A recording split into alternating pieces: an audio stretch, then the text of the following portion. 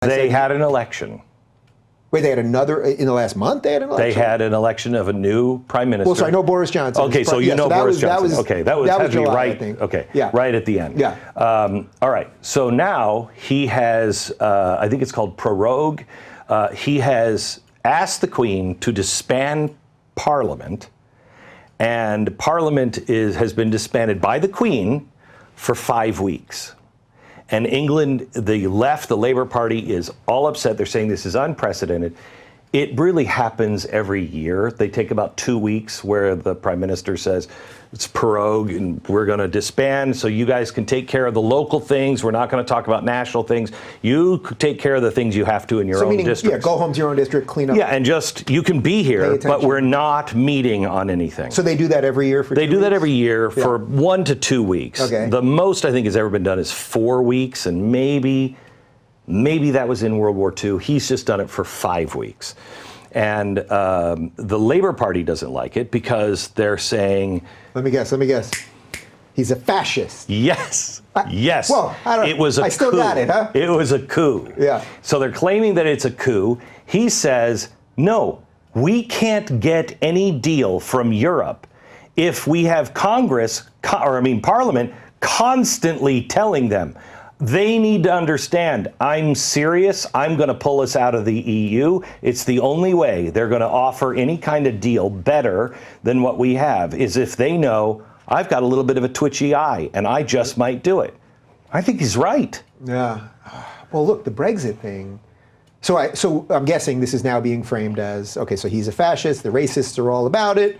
Well, it was for about a week. Because I assume the Brexit people the people that supported Brexit are probably supporting this. So right? it's about, it was like that for about a week, and then we moved on to destroy something else. Yeah. So for a week there, it was bad. But are they in the midst of this right now? Yeah. So they're in week 2. It just happened like, I think, last week. You know so it's still new, but it's over. You know what's going to happen? 5 weeks are going to go by. Hopefully, some of those members of Parliament will have gone back to their districts and done some of the things that you'd like them to do, like where I live in LA, off my exit over here by the 405. I would love them to clean up. There's a lot of homeless trash at the exit. It's horrible. Yeah, it's pretty bad here in LA, right? I've been here, it was a year ago that I was here. It's already changed. This is horrible. It has gotten significantly worse here. I would love to... and David has actually contacted our local congressman because there's a trash compactor, it's basically a dump by our exit over here. But I bet you what's going to happen is in 5 weeks, some of those guys are going to go back to their districts, they're going to clean up some stuff,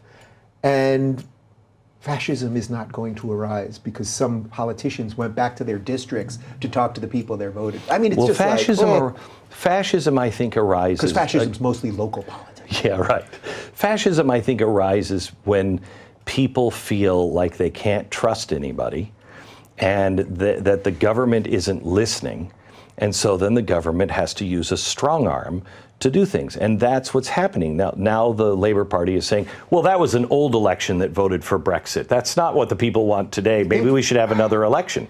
That is when we had an election and we voted the Tea Party members in, and they, almost all of them, betrayed the American people. When we elected Democrats or Republicans and put them in the House and the Senate and the White House, and then they still didn't do anything about Obamacare, done. That's why a lot of people say, I like Donald Trump. He's burning it all down. You know what's interesting, though? It is both sides on that, because you could even think to Obama's first 2 years when he had... Correct. He had the Senate, he had the Congress, and he could have passed Obamacare that way, and he didn't, and he waited till after that. So they all do it. But I think the Brexit thing, which I was thinking a lot about the last couple of days because Farage was there, it's like, if they don't do it, now, I know I would have been for it if I lived there, from everything I understand about Brexit, because like you, I'm a small government guy, and I would want the power to be back within my sovereign nation, right? Yeah, and then my local community. Yeah, but if they don't do it after the votes and the re-votes and everything else, what does that say to the future of Western democracy? What does that say when France has a vote that doesn't go the way that the powers that be want? What does it happen when it happens here? Correct. It's the same story all around the world. Yeah. By the way, Hong Kong. Oh God, are they not exporting plastic toys anymore? No, not China, Hong Kong. Yeah. The people in the millions are in the streets. They have been protesting peacefully. They took over the airport for a while. They had to shut it down. Chinese military gathering on the border. They have already sent troops in. Yesterday, they said that those who are protesting, the end has come. So they're basically protesting China rule over. There was this really weird story. This guy went over to Taiwan and he killed his girlfriend. They went on this trip. She said, hey, by the way, I'm pregnant and it's not your child. He freaked out. He killed her. Okay. Then he put her in the suitcase. Then he drove around Taiwan, found a place, dumped her body, took her credit card, took some money, got on a plane, went back to Hong Kong. Well, by the time he landed in Hong Kong, Taiwanese police found it and went, wait a minute, dead body, where's the boyfriend? Tracked him back to Hong Kong. Well, Hong Kong does not have any extradition with Taiwan. So the guy was getting away with it. So China said, we'll extradite him. We'll try him in China. Well, then the Hong Kong people said, whoa, wait. We don't want any extradition stuff because you'll just start scooping people up off the street. That's pretty fascinating. No matter how evil what just happened went down, we're going to defend our sovereignty. Yeah, and nobody really pays attention to what really started it. Yeah. But when you see it was a murder, an ugly, grisly murder that started it, and now it is turned into just basic human rights of we want to be free. And China, in the protests, they take these green lasers and they're doing this to confuse all of the security cameras and they're all wearing masks. They look like Antifa, but they're not. And they're wearing masks because all of the cameras are printing who they are. So how is the media framing this thing? They made another statue of the Statue of Liberty like they did in Tiananmen Square. In one of the most remarkable scenes I have seen in a long time, they stood together and they were waving the American flag. Wow. And they sang our Star Spangled Banner. They were begging us to notice them. So Trump, I'm sure now, is giving the people of Hong Kong some support, right? Some, at least verbally? Really? Staying out of it.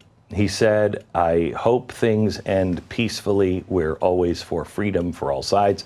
But when you look at it, unless you want to get involved, and I don't, what do? We're at this place. I wish he was more vocal about it because that's the way Reagan and Pope John Paul and Margaret Thatcher collapsed the Soviet Union, is they spoke that way. But at the same time, China has retaliated on our tariffs. Trump took our tariffs up. Apple and everybody took it up another, I think it's 25% now. Horrible. We are now approaching Smoot-Hawley record levels of tariffs. China said, oh, really? We'll do this. And they put, I don't remember what it was, 80 billion or some ungodly number. We've kind of backed away from each other here for a minute, but if this isn't solved, this is not good for either of us. China just printed $50 trillion of currency. If you stack all the money in the world up, all the cash in the world, that is 60 trillion. They just printed 50 trillion and dumped it into, half of it into their economy and half of it into our Wall Street. So is this thing still burning this hot right now? Yes. Or did this happen in the last couple of days? Yeah, it's been happening in the last 2 weeks, maybe, last week and a half, 2 weeks. What'll be interesting, I mean, I can only comment at from a sort of, sky level would be, it'll be interesting to see how the media either keeps things going or just drops it altogether. Because one of the things that I think all the time is that one of the media's biggest failures, it's not just the misreporting and lying and misquoting and all that, it's what they choose not to cover. So then something happens somewhere in Hong Kong or in China or in Taiwan or anywhere else, Greenland or Denmark, we know nothing about what their political system is. We know nothing about their cultural system, the religious norms, any of those things. But then I'm sure everyone on Twitter is now an expert in Taiwanese politics, right? Or in Hong Kong, the politics of Hong Kong. It's pretty much being, Hong Kong paid attention to. I think it wasn't a lead story, with the people. I think people are so sick of the wars. Yeah. They were like, what are we going to do? What are we going to do? We're going to take on China too? So I don't think people felt like there was anything they could do. I think their thoughts and prayers are with the people of Hong Kong. It's interesting for the Liberty crew, don't you think? Because for a guy like you that doesn't want to be an interventionist, but you care about liberty and you care about individual freedoms and all of that, that you said, well, you'd want Trump maybe to be a little bit more like Reagan or Thatcher. No, just in his speech, just empowering by speech. But you can't do it just by speech because there has to be something behind it. There has to be the idea that something could be behind it, right? So it's an odd, I find that to be one of the most interesting sort of, or rich places for libertarians or liberty-minded people to debate about things. Because it's like I think we care the most about other people being free.